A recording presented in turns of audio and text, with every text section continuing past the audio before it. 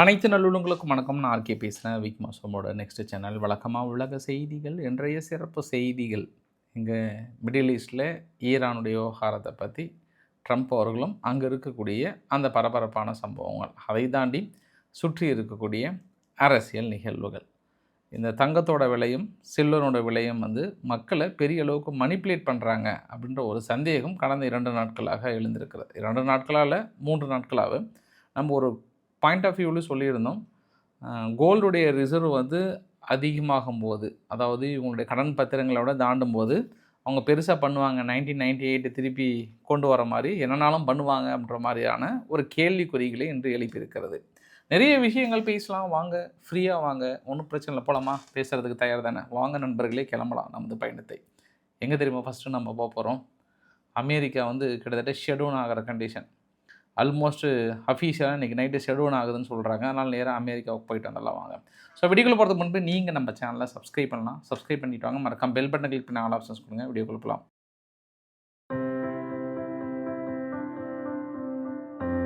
நேற்று 1 லட்சம் சப்ஸ்கிரைபருக்கான அந்த சிறிய ஒரு யூடியூப்லேருந்து கிஃப்ட்டை காமிச்சேன் நான். நிறைய பேர் வாழ்த்து தெரிவித்திருந்தீங்க.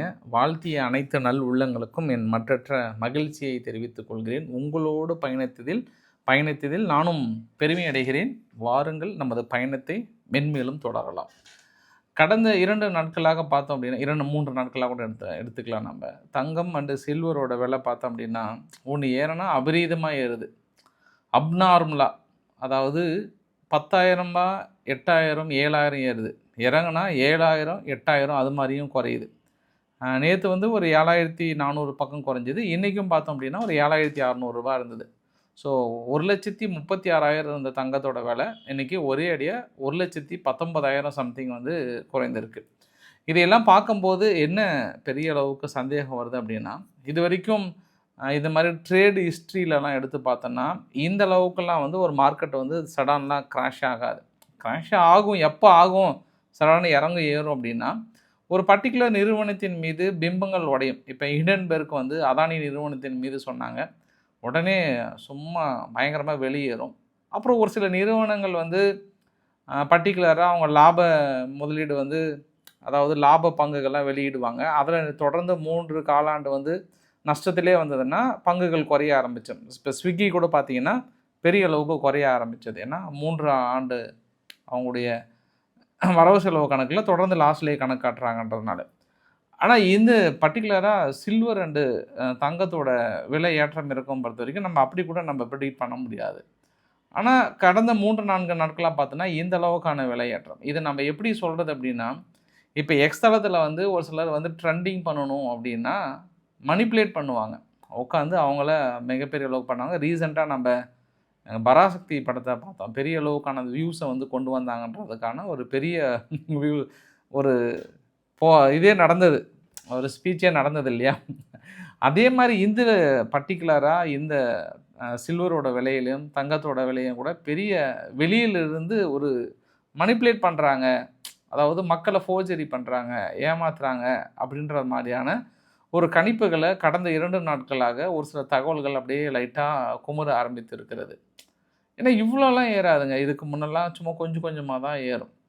அதற்கு நிறைய காரணிகள் சொல்லாங்க. பட் நம்ம ரொம்ப நாளாக பேசிகிட்டு இருக்கோம் இல்லையா?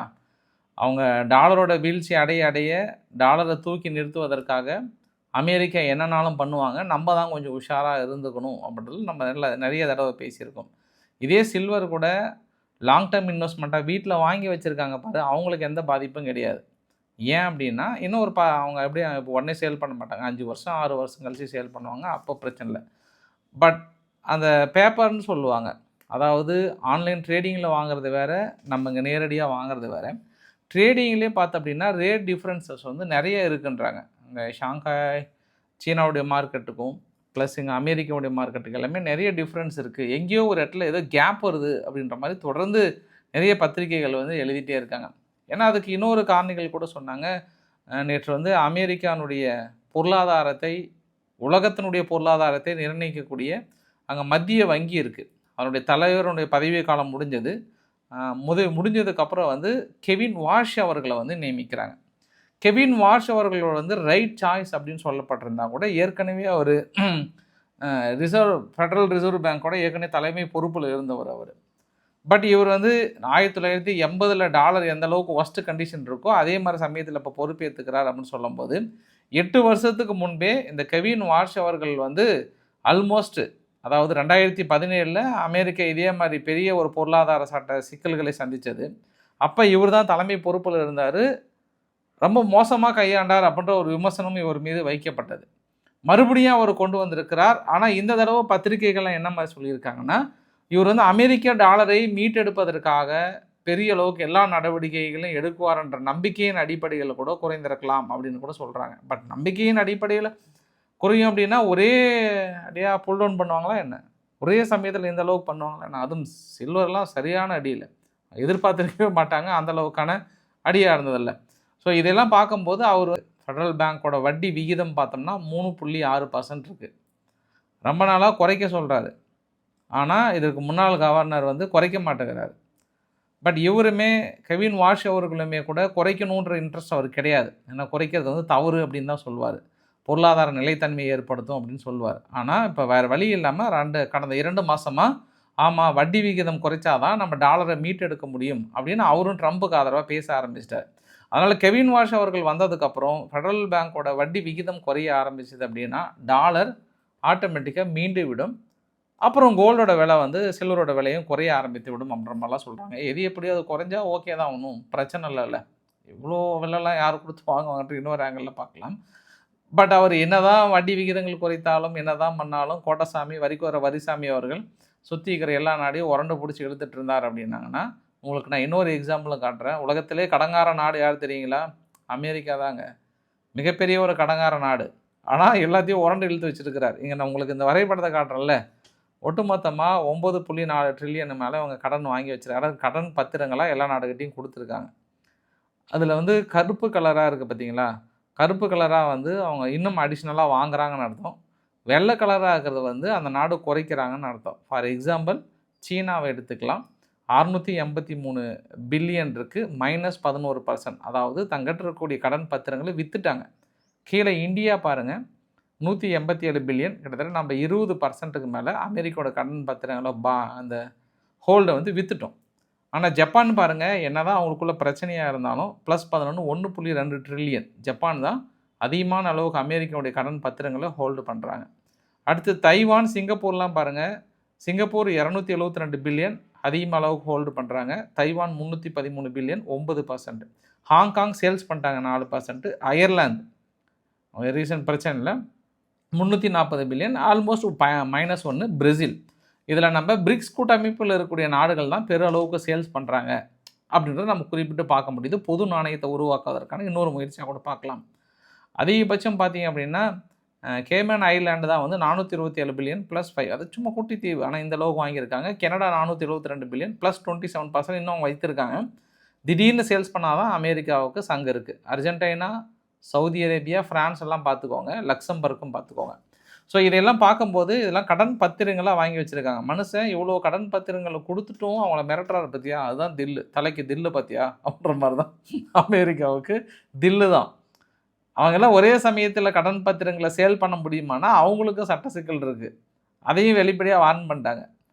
நீங்கள் ஒரே சமயத்தில் கடன் பத்திரங்களை சேல் பண்ணீங்க அப்படின்னா உங்களை எப்படி திவாலாக்கணும்னு எங்களுக்கு தெரியும் அப்படின்னு அமெரிக்கா சொல்கிறாங்க. அப்படின்னும் போது நீங்கள் கோல்டு விலையும் சில்வர் விலையும் எப்படி மனிபுலேட் பண்ணுறாங்க அப்படின்றதையும் பார்க்கலாம். சாதாரண மனிதர்கள் இதுக்கு முன்பு பங்கு சந்தையில் ஈடுபடும் போது இது மாதிரி ரொம்ப ஏற்றம் இருக்கலாம், ரொம்பலாம் இருக்காதுங்க. பட் இப்போ வந்து புதுசாக பங்கு சந்தையில் நுழையிறவங்களாம் வந்து அடித்தா மரண அடி தான். வாழ்க்கையில் திரும்பி பங்கு சந்தையை திரும்பி பார்ப்பேடான்னு வந்து தலைமையில் அடித்து வெளியேற்றுற மாதிரி தான் இப்போ இருக்கக்கூடிய சூழ்நிலைகள்லாம். அந்தளவுக்கு பெரிய பெரிய அரசாங்கங்களே, அமெரிக்க அரசாங்கமே ஆளுகளை நியமித்து கொண்டு வாங்கிறது விற்கிறதுலாம் ஒரு பெரிய மனிப்புலேட் பண்ணுறாங்க. மேபி ட்ரம்ப் போனதுக்கப்புறம் பெரிய விவகாரம் போதாகாரமாக வெடிப்பதற்கும் நிறைய வாய்ப்புகள் இருக்குது. ஒரு டீமே ஏதோ வைத்திருக்காங்க, பெரிய அளவுக்கு வேலை செய்கிறாங்கன்ற சந்தேகம் தொடர்ந்து எழுந்து கொண்டே இருக்கிறது. நான் இதை விமர்சனம் செய்து கொண்டே இருக்கிறேன். சரி, அமெரிக்க அரசாங்கத்துக்கு என்ன பிரச்சனை அப்படின்னா பார்ஷியலாக இன்றைக்கி ஷெடவுன் அதிகாரப்பூர்வமாக இழுத்து மூடுறாங்க.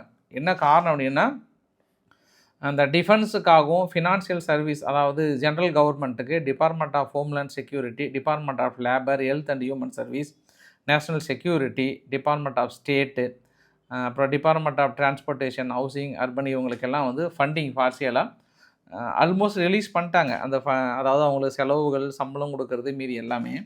பட் ஆனால் முறையாக இன்னும் ஒப்புதல் வாங்கலை. ஏற்கனவே டிசம்பர் மாதமே அந்த ஒப்புதல் வாங்காமல் ரொம்ப நாள் இழுத்தடிச்சிட்டு இருந்தது. ஷெட்யூன் ஆகிட்டு பெருசாக தடுமாறினாங்க. நிறைய பேர் வந்து ஸ்கிப் பண்ணிட்டாங்க வேலையே. போங்கப்பா நீங்களும் உங்கள் வேலைன்ட்டு. ஏதோ டெம்பரரியாக கொண்டு ஹோல்டு பண்ணாங்க. அதை முழுசாக ஹோல்டு பண்ண முடியல. பட் இந்த தடவை திங்கட்கிழமை மறுபடியும் ஓப்பன் ஆனால் ஓகே ஆகிடுன்ற மாதிரி தான் சொல்கிறாங்க. பட் இருந்தாலும் இந்த டெம்பரரி ஷெட்யூன் கூட பெரிய பாதிப்புகளை ஏற்படுத்துன்ற மாதிரி சொல்லியிருக்காங்க. அவங்களுக்கு இல்லை, பங்கு சந்தையில். அவங்களுக்கு போய் என்ன பாதிப்பு, சம்பளம் கொடுக்குறது மற்றது தான் கொஞ்சம் ஓல்டு ஆகும். மனுஷன் அதெல்லாம் கண்டுக்கவே இல்லை அப்படின்ற மாதிரி தான் ட்ரம்ப் தரப்புலேருந்து இருக்காங்கிறது ஒரு கூடுதல் தகவல். சரி, அங்கே மிடில் ஈஸ்ட்டில் போய் எட்டி பார்த்தோம் அப்படின்னா, நேற்று வந்து சீனா கணக்கச்சிதமாக ஒரு சில சேட்டலைட் இமேஜஸை வந்து வெளியிட்டிருந்தாங்க. ரீசண்டாக அமெரிக்கா போர் விமானங்களையும் வான்தடுப்பு சாதனங்களையும் பெரிய அளவுக்கு மிடில் ஈஸ்ட்டை நோக்கி அனுப்பிட்டுருக்காங்க. எங்கெங்கே இருக்குது அப்படின்றத கிளியர் டேட்டாவாக வந்து வெளியிட்டிருந்தாங்க. இது அமெரிக்கானுடைய ஏர் டிஃபென்ஸ் சிஸ்டம் எந்த பொசிஷனில் இருக்குது, எந்த ஜியோ லொக்கேஷனில் இருக்குன்னு தாக்கல் நடத்துவதற்கு ஈரானுக்கு உதவும். சரி, இது ரொம்ப தவறாச்சு, இப்படி வெளியிடலாமான்னா அமெரிக்கா வெளியிட்டிருக்காங்க. இது வந்து நியாயப்படி கரெக்டு தான். ஏன்னா சீனா எங்கெங்கே நியூக்ளியர் வெப்பன் வைத்திருக்காங்க, என்னென்ன பண்ணுறாங்க அப்படின்றது அவங்களுக்கு அமெரிக்கா அடிக்கடி வெளியிட்டிருக்காங்க. இவ்வளோ ஏன் ரீசெண்டாக ரஷ்யா உக்ரைன் யுத்தத்தில் ரஷ்யாவினுடைய எல்லா மிலிட்ரி பொசிஷனையும் வந்து கூகுள் இடத்துலேருந்து எல்லாமே வெளியிட்டாங்களே, அமெரிக்கா வெளியிட்டாங்க. அதனால் இது யுத்த நீதி தான், ஒன்றும் பிரச்சனை இல்லை. அது ரூல்லுமே இருக்குது. அமெரிக்கா எத்தனை நாள் என்ன செஞ்சாங்களோ அதை சீனா இன்றைக்கி செஞ்சுருக்காங்க. இங்கே பாருப்பா, இங்கே கொண்டு வந்து அவங்களும் வெளியிடலாம் சொல்லலை. அதாவது நம்மளை மாதிரி மறைமுகமாக இந்த மாதிரி இந்த பொசிஷனில் வந்து ஏர் டிஃபென்ஸ் சிஸ்டம்லாம் வச்சுருக்காங்க, ஈரான் கொஞ்சம் பார்த்து சோதானமாக இருந்துக்கோங்க அப்படின்ற ஒரு குழுவுமே கொடுக்குறாங்க. ஆனால் அமெரிக்காவோட சென்காம் என்ன சொல்கிறாங்கன்னா, யுஎஸ்எஸ் ஆப்ரகாம் டேங்க்லேருந்து FA-18E சூப்பர் ஆர்நாட், அப்புறம் ஸ்ட்ரைக்கிங் ஃபைட்டிங் ஸ்குவாட்ரன் 151 எல்லாம் பெரிய அளவுக்கான போர் பயிற்சிகளை தனது ரொட்டீன் ஒர்க்கில் அங்கே மிடில் ஈஸ்ட் ரீஜியனில் சப்போர்ட் பண்ணுவதற்கான பெரிய பயிற்சியில் ஈடுபட்டுருக்கோன்னு சொல்கிறாங்க. கடந்த 30ஆம் தேதியிலிருந்து பார்த்தோம் அப்படின்னா 8 டெஸ்ட்ராயர், 1 கேரியர், 2 சப் டெப்ளாய்மெண்ட் 800 எல்லாமே அந்த பொசிஷனுக்கு வந்து சேர்ந்துருக்கு. B-52 பாம்பர்ஸ் வந்து பொட்டென்ஷியலாக வந்து டியாஜோ கார்சியாவில் கொண்டு போய் நிறுத்தி வைத்திருக்காங்க. EA-18G குவாலியர் அப்படின்னா எலக்ட்ரானிக் வார்ஃபேரை உருவாக்குறதுக்காகவும் F-35 வந்து பெரிய அளவு நிறுத்தியிருக்காங்க. உங்களுக்கு நைட் நான் இன்னும் கொஞ்சம் டீட்டெயிலாக சொல்கிறேன்.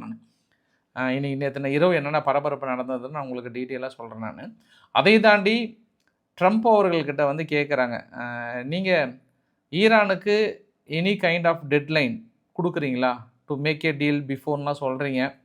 அப்படி அவங்க வரல அப்படின்னா பொட்டன்ஷியலாக அவங்க மீது மிலிட்டரி ஆக்ஷன் எடுப்பீங்களா அப்படின்னாங்கன்னா, எஸ் அவங்களுக்கு தெரியுமே இது அப்ஷூர் அப்படின்ற மாதிரி ஒரு சொன்ன உடனே, நீங்கள் அவங்கக்கிட்ட எப்படி கம்யூனிகேட் பண்ணீங்க, நேரடியாக பண்ணீங்களா இல்லை வேறு யார் மூலியமாக பண்ணீங்களா அப்படின்னாங்கன்னா, எஸ் ஐயா நான் கம்யூனிகேட் பண்ணேன் அப்படின்னு சொல்லிவிட்டு, நாங்கள் ஏன் பர்டிகுலராக தாக்குதலை நடத்துகிறோம் அப்படின்னா, நாங்கள் நிறைய டைம்லைனை வந்து ஃபிக்ஸ் பண்ணியிருந்தோம்.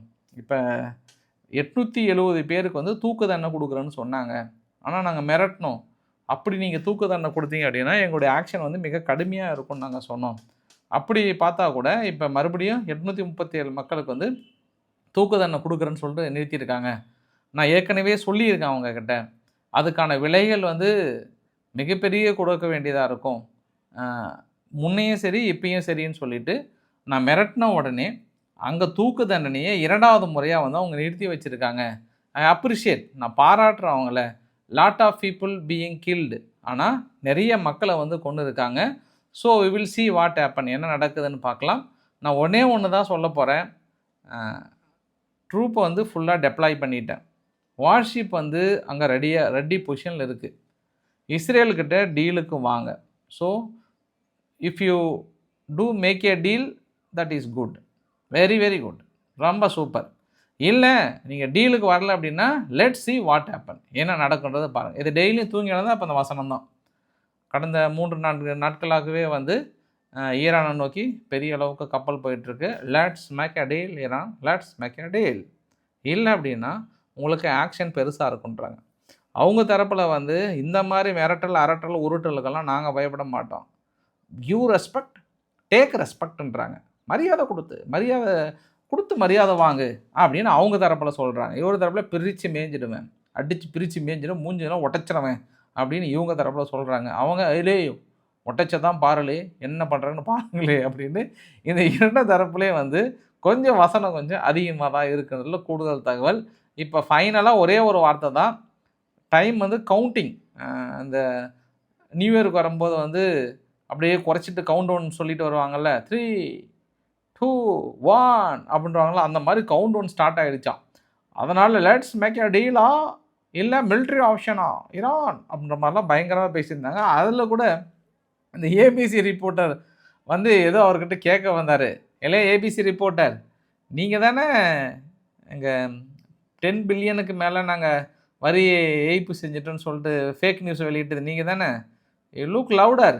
உன்னெல்லாம் யாருங்க உள்ளே விட்டது? யார் உங்களை நீலாம் கேள்வியே கேட்கக்கூடாது, வெளியே போன்ற மாதிரி ஒரே அந்த இடத்துல வந்து ஒரு ஆக்ரோஷமாக இருந்தது. You R A fake news reporter, I don't call you to you, வெளியே ஒன்ற மாதிரிலாம் பயங்கரமாக போட்டிருந்தாங்க. அதையும் மிக பிரபலமாக போட்டிருந்தாங்க. பாஸ் இங்கே எல்லாமே ஆளுக்கு ஒரு கட்சிக்கு ஒரு பேட்டியை வச்சுக்கிட்டு யாருங்க பேட்டி கொடுத்தாலும் நிரந்தரமாக கொடுக்க முடியறது இல்லைங்க. நீங்கள் நான் தமிழ்நாட்டிலையும் சரி எங்கேயும் சரி இங்கெல்லாம் பார்த்தீங்கன்னா எந்த ஒரு அரசியல் கட்சி தலைவராக இருந்தாலுமே அவர் சொல்ல வர கருத்தை வந்து சொல்லவே விட மாட்டாங்க. ஆப்போசிட்டில் கேள்வி அதை இதையும் கேட்டு மடக்கி பிடிச்சி அவர் வந்து ஐயோ சாமின்னு சொல்லிட்டு ஏதோ ஒன்று சொதப்பிட்டு போகிற மாதிரி தான் இப்போ ரீசெண்டாலாம் பண்ணி வைத்திருக்காங்கன்றது ஒரு கூடுதல் தகவல். அந்தளவுக்கு இப்போல்லாம் அங்கே வேறு லெவலில் போயிட்டுருக்கு. ஸோ இருந்தாலும் அமெரிக்கா வந்து என்ன சொல்கிறாங்கன்னா, சவுதி அரேபியாவுக்கு ஒரு 9 பில்லியனுக்கான ஆயுதங்களை ஒப்புதல் கொடுக்குறாங்க. 730 பேட்ரியாட்டிக் மிசைல்ஸ் இன்டர்செப்டர் வந்து இமீடியட்டாக கொடுக்கணும்னு சொல்கிறாங்க. இஸ்ரேலுக்கான ஆயுத ஒப்புதலை முன் எப்போதும் இல்லாத அளவுக்கு வழங்கியிருக்கிறது அமெரிக்கா. நீங்கள் எவ்வளோ சீக்கிரம் பயன்படுத்த முடியுமோ அவ்வளோ சீக்கிரம் பயன்படுத்துங்கன்னு சொல்லிட்டு அவசர அவசரமாக கொடுப்பதற்கான ஒப்புதலும் கொடுத்துருக்காங்க. இது சப்போஸ் ஈரான் வந்து தாக்கல் நடக்கும் பட்சத்தில் போர்க்காலத்தில் தேவைப்படும் என்று இன்னொரு ஆங்கிளில் கூட கொடுத்துருக்காங்கன்ற மாதிரி சொல்கிறாங்க. நேற்று இரவு இஸ்ரேல் வந்து ஹெஸ்புல்லா நிலைகள் மீது, அதாவது மஸ்லியா ஏரியான்னு சொல்லுவாங்க லெபனானில், இதுவரை இல்லாத மிகப்பெரிய ஒரு தாக்குதல். அந்த ஏரியாவே பெரிய ஆயுத குடோன் இருந்ததாகவும் அந்த ஆயுத குடோனை வந்து முழுமையாக முடிச்சிட்டாங்க, பிரித்து மேய்ஞ்சிட்டாங்கன்ற மாதிரி சொல்கிறாங்க. ஸோ தொடர்ந்து அந்த ஹெஸ்புல்லா நிலைகளை குறிவைத்து தாக்கல் நடத்தி கொண்டே இருக்கிறார்கள். நாளைக்கு ஏதாவது முன்ன பண்ண ஆச்சு அப்படின்னாலும் ஹெஸ்புல்லா மீண்டும் வந்து தாக்கல் நடத்தக்கூடாது என்ற கோணத்தில் இஸ்ரேல் பெரிய ஆக்ஷனில் இறங்கி கொண்டே இருக்கிறார்கள் என்பது கூடுதல் தகவல். அமைதி பேச்சுவார்த்தை முடிஞ்சதுக்கப்புறம் வந்து ஹெஸ்புல்லா நிலைகளை பெரிய அளவுக்கு குறிவைத்து நாளொரு வேணியும் பொழுதொரு வண்ணமும் கோட்டாவின் அடிப்படையில் தாக்குதலை நிகழ்த்தி கொண்டிருக்கிறார்கள் என்பது கூடுதல் தகவல். ஈரான் ஆராய்ச்சி அவர்கள் பேசி முடித்ததுக்கப்புறம் ஃபைனலாக துருக்கி ஒரே ஒரு வார்த்தை தான் சொல்கிறாங்க. இஸ்ரேல் வந்து பின்புலமாக அமெரிக்காவை இயக்கி தாக்குதலை நடத்துன்னு புஷ் பண்ணிகிட்ருக்குறாங்க அப்படின்ற மாதிரிலாம் வந்து பெரிய ஒரு குற்றச்சாட்டை சொல்கிறாங்க. எல்லாம் கரெக்டு தான், இஸ்ரேல் பின்புலமாக இயக்குறாங்க, எல்லாம் பண்ணுறாங்க, கரெக்டு தான். பட் அந்த போராட்ட சமயத்தில் நிறைய மக்களை கொன்றது வந்து அப்போ இஸ்ரேலா அப்போ நீங்களான்னு இன்னொரு கேள்வி இந்த இடத்துல வைக்கிறது. ஏன்னா நிறைய பொதுமக்களையும் நீங்கள் சுட்டிருக்கீங்க. கேட்டால் அரசாங்கத்தை எதிர்த்து போராடுகின்ற அனைத்து மக்களும் தீவிரவாதிகளே, அதனால் நாங்கள் சுட தான் போகிறோன்னா இதை கொண்டு வந்து எல்லா நாட்டிலையும் அப்ளை பண்ணால் ஏற்றுக்க முடியுமா? இப்போ இந்தியாவிலேயே இதை ஆதரிக்கிறவங்களுக்கு ஒரு கேள்வி என்னென்னா, இப்போ அரசாங்கத்தை எதிர்த்து போராட்டம் பண்ணுறவங்க அனைத்து அத்தனை பேர் தீவிரவாதிகள் நினச்சி சுட்டால் ஏற்றுக்க முடியுமா ஒரு ஜனநாயக நாட்டில்? அது கஷ்டம் இல்லை. என்னதான் ஈரானை ஆதரிக்கிற நாடாக இருந்தாலும், இன்க்ளூடிங் இந்தியா கூட ஈரானை ஆதரிக்கிறது, ஐநாவில் ஈரானுக்கு ஆதரவான தீர்மானத்தில் ஓட்டுமே போட்டது, இல்லைன்னு சொல்ல முடியாது. ஆனால் பெரிய அளவுக்கான மக்களை கொன்று குவித்திருக்கிறது இப்போ ரீசன்ட் போராட்டத்தில். அது வந்து என்னதான் இஸ்ரேல் உங்களை மனிப்புலேட் பண்ணியிருந்தால் கூட நீங்கள் அதிகமாக கொண்டுட்டீங்களோன்ற இன்னொரு கேள்வியும் இந்த இடத்துல வருகிறது. ஆனால் அப்படி கொள்ளலைனாலும் இதனால் போராட்டம் வந்து இவ்வளோ சீக்கிரம் உங்களால் கட்டுக்குள்ளே கொண்டு வர முடியாது. கண்டதும் சொல்கிறாங்க, போராட்டம் வெளியே வந்துட்டாவே ஷூட் பண்ணுறாங்க. அப்படி ஷூட் பண்ணதுனால தான் ரொம்ப சீக்கிரமாக ஈரான் வந்து இந்த தடவை போராட்டத்தை கட்டுக்குள்ளே கொண்டு வந்துட்டாங்க. ஆனால் நிச்சயம் ஒரு 10,000க்கு மேலே 15,000க்கு மேலே டெத்து இருக்குன்ற மாதிரிலாம் சொல்கிறாங்க, இந்த அளவுக்கு ஆக்ஷன். பட் இது வந்து ஒரு தவறான பார்வை அப்படின்னு நான் பார்க்குறேன். நான் இல்லை உங்கள் ஆங்கிள் எப்படி நீங்கள் சொல்லுங்கள். பட் இது தவறுன்னு சொன்னீங்கன்னா இது ஒவ்வொரு நாடும் இம்ப்ளிமெண்ட் பண்ணும்போது தான் உங்களுக்கு தெரியும் என்னன்ட்டு. சப்போஸ் இதே மாதிரி இம்ப்ளிமெண்ட் பண்ணாங்கன்னா அப்போ நம்மளுக்கு தெரியும். அதுக்கு பெஸ்ட்டு எக்ஸாம்பிள் என்ன சொல்லணும்னா கனடாவை நம்ம சொல்லலாம்.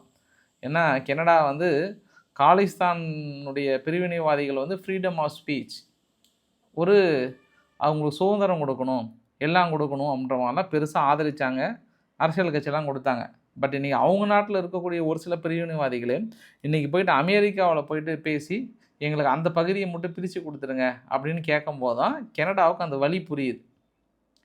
இந்தியாவிலிருந்து போன பிரிவினைவாதிகளுக்கு ஆதரவு கொடுத்து பெரிய அளவு கொடுக்கும்போது இதே இன்றைக்கி அவங்க நாட்டில் நடக்கும்போது தான் அதை எப்படி நீங்கள் அவங்கள கூப்பிட்டு வச்சு பேச்சுவார்த்தை நடத்தலாம் எல்லாம் பண்ணலான்னு கேட்குறாங்க. இதே தான் கனடா காலங்காலமாக பண்ணிகிட்டு இருந்தாங்கன்னு ஒரு கூடுதல் தகவலுங்க ஐயா. இதனால தான் இந்தியாவுக்கும் கனடாவுக்கும் வந்து ஜஸ்டின் ட்ரூடோ அவர்கள் இருக்கும்போது பெரிய பிரச்சனை வந்தது. பட் மைக் கார்னி அவர்கள் வந்து ரொம்ப சிறப்பாக ஹேண்டில் பண்ணுறாங்க. ஒரு கூடுதல் தகவல் எல்லாத்தையும் கான்ஸ்பிரசி தியரியாக என்ன கொண்டு வராங்கன்னா, இந்த எப்ஸ்டீன் ஃபைல் வந்து ஒரு 1,80,000 இமேஜஸ் ஒரு 2,000 வீடியோஸுக்கு மேலே வெளியிட்டிருக்காங்க. இது எல்லாமே ஆளுகின்ற அரசாங்கம் ட்ரம்ப்புமே அதில் நிறைய இமேஜஸில் இருக்காருன்றதுக்காக அதை திசை திருப்பதற்காக இப்படி தான் ட்ரம்ப் பண்ணுறார் அப்படின்ற மாதிரி இன்னும் ஒரு சில ஊடகங்கள் எழுதி கொண்டு தான் இருக்கிறார்கள். வீடியோட நிறைவு பகுதியை நோக்கி போயிட்டுருக்கோம். குறிப்பாக ரஷ்யாவுடைய மிலிட்ரி ப்ராடக்ட் 30 நாடுகளுக்கு ஏற்றுமதி ஆகியிருக்கான். எங்களுடைய மிகப்பெரிய பலமே எங்களுடைய ரெவென்யூ எக்ஸீட் ஆனது காரணமே 15 பில்லியனுக்கு மேலே நாங்கள் ஆயுதங்களை ஏற்றுமதி பண்ணாதான் அப்படின்னு சொல்கிறாங்க. அப்போ இத்தனை நாள் முடிக்க எண்ணெய் வளத்தையும் மற்றதையும் தடை போட்டதுனால ரஷ்யாவுடைய பொருளாதாரத்தை முடைக்கலாம்னு நினச்சாங்க. தலைவர் புது செக்கை என்ன சொல்கிறாருன்னா 30 நாடுகளுக்கு நாங்கள் ஆயுதங்கள் ஏற்றுமதி பண்ணுறோன்றாங்க. அப்போ அதை எப்படி செக் வைக்க போகிறாங்க நம்ம பொறுத்து இருந்து பார்க்கலாம். பூமி போன்று புதிய கிரகத்தை வந்து கண்டுபிடிச்சிருக்காங்களாம். பூமியிலிருந்து 146 ஒளியாண்டுகள் தொலைவில் ஒரு புதிய கிரகத்தை கண்டுபிடிச்சிருக்காங்களாம். இந்த கிரகம் வந்து 40 முதல் 51% வரை வாழ தகுதியாக இருக்குமா. இப்போது நிலைமைக்கு டெம்பரேச்சர் பார்த்தோம்னா -70லேருந்து -90 டிகிரி செல்சியஸ் வரைக்கும் இருக்குமா. அந்த கிரகத்தை கூட தலைவர் யார் தெரியுங்களா? நாட்டாம தான், ட்ரம்ப்பு தான். அந்த கிரகத்தில் ஏதாவது புதுசாக ஏதாவது தென்பட்டாங்கன்னா இலையை போடுங்களே வரியை. அமெரிக்கா எதாவது போனால் அங்கே எதாவது போனால் வரியை போடுறாரா என்னன்னு தெரியல, பார்க்கலாம் நம்ம. பாகிஸ்தானுடைய ஷபாக் ஷெரீப் அவர்கள் சும்மா புலம்பன ஒரு விஷயம் வந்து இன்றைக்கி ட்ரெண்டிங்காக இருக்குது. அதாவது என்ன சொல்லியிருக்காருன்னா, நம்ம நிறைய நாடுகள்கிட்ட போயிட்டு கடன் கேட்குறது, எங்களுக்கு கடன் கொடுங்க எங்களுக்கு கடன் கொடுங்கன்னு கேட்குறது வந்து ரொம்ப ஃபீல் ஷேமாக இருக்குது எங்களுக்கு. அதாவது எல்லாத்தையும் இழந்து கேட்குற மாதிரி இருக்குது அப்படின்ற மாதிரி நம்ம நாட்டையே வந்து பெரிய அளவுக்கு உள்நாட்டு உற்பத்தியை வளர்த்தணும், பெரிய அளவுக்கு பொருளாதாரத்தை வளர்த்தணும், இங்கே ஒன்றுமே இல்லைன்றது ஒரு பெருசாக சொன்னார். ஒரு ஷேமாக இருக்குது. தலையை தொங்க போட்டு கடன் கொடுங்க அப்படின்ற மாதிரி கேட்காம இது தனி மனிதனுக்கும் பொருத்தம் தான். அதனால் அவர் ஏதோ பாவம் யதார்த்தமாக சொல்லிட்டார் மனுஷன். அதை போட்டு இன்றைக்கி எல்லாம் கிளின்னு கிழிச்சிட்டு இருக்காங்க. செல்ஃப் டிரான்ஸ்போர்ட் போச்சு அதை போச்சுன்ற மாதிரிலாம் வந்து போட்டிருந்தாங்க. பாகிஸ்தான் வந்து நேற்று திடீர்னு அதிரடி வேட்டை அப்படின்னா தீவிரவாதிகள் மீது பெரிய தாக்குதலை நடத்தி இருக்கிறது. துப்பாக்கி ஏந்தி தீவிரவாதிகள் தேடுதல் வேட்டையும் ஒரே நாளில் 41 பேர்த்து கொண்டு இருக்காங்களாம். அப்படி அக்கில் தூக்கி சொல்கிறது, காலை தூக்கி சொல்கிறது, அப்படி குமிஞ்சு பின்னாடி சொல்கிறது. இவங்கெல்லாம் கேட்டால் எல்லாமே தீவிரவாதிங்க தான்பா அப்படின்னு அப்படின்னு அப்படி சுட்டுட்டு போயிட்டே இருப்பாங்க. யாருப்பா அவன்? தீவிரவாதின்ற மாதிரி பெரிய தேடுதல் வேட்டையில் ஈடுபட்டன்ற மாதிரி வந்து சொல்லியிருந்தாங்க. ஒரு கூடுதல் தகவல். பர்கினோ ஃபேஷோ இருக்குல்ல, பர்கினோ ஃபேஷோவில் பொலிட்டிக்கல் கவர்மெண்ட்டை வந்து டோட்டலாக டிசால்வ் பண்ணிட்டாங்க ஆஃப்ரிக்கா பர்கினோ ஃபேஷோவில். என்ன காரணம் அப்படின்னா, தொடர்ந்து கவர்மெண்ட்டை ஒரு சிஸ்டமேட்டிக் கொண்டு வந்தாங்கன்னா, ஏன்னா இராணுவ புரட்சி வந்து இராணுவ கட்டுப்பாட்டில் இருக்குது. இவங்க பொலிட்டீஷியன் ஒரு ஆங்கிளில் போகிறாங்க. அதனால் அதிரடி உத்தரவு. அந்த பொலிட்டிக்கலினுடைய சொத்துக்கள் எல்லாம் முடக்கி அரசுடைமையாக்க சொல்லிட்டாங்க. இவங்க எத்தனை நாள் என்னெல்லாம் திருடி இருந்தாங்களோ அந்த திருடின சொத்துக்கள் அத்தனையுமே வந்து அரசுடைமை ஆக்கிட்டாங்க. நல்லா இருக்குல்ல? இந்த மாதிரி தமிழ்நாடு பண்ணால் நம்ம வேறு லெவல் வளரல. இந்த அரசியல்வாதிகளோட சொத்துக்கள்லாம் முடக்கி அரசுடைமை ஆக்கிட்டாங்கன்னா நினச்சி பாருங்களேன் எப்படி இருக்குண்டு. திருடின சொத்துக்கள் எல்லாமே மறுபடியும் மக்களுக்கே வந்து சேரும் அப்படின்னா மிகப்பெரிய அதிரடி உத்தரவு கொடுத்துருக்காங்க. நாட்டை வளர்த்த வேண்டிய எல்லை பகுதியை பாதுகாக்க வேண்டிய பொறுப்பு அரசாங்கத்துக்கு இருக்கிறது என்று அதிரடி உத்தரவு பிறப்பிக்கப்பட்டிருக்கிறது பர்கினோ ஃபேஷோவில். ஸோ இன்றைக்கு ஓரளவுக்கான தகவலை கவர் பண்ணேன்னு நினைக்கிறேன். பிடிச்சிருந்தால் லைக் பண்ணுங்கள், ஃப்ரெண்ட்ஸ்க்கு ஷேர் பண்ணுங்கள், சப்ஸ்கிரைப் பண்ணுங்கள். Ravikumar, RK channel. நன்றி, வணக்கம்.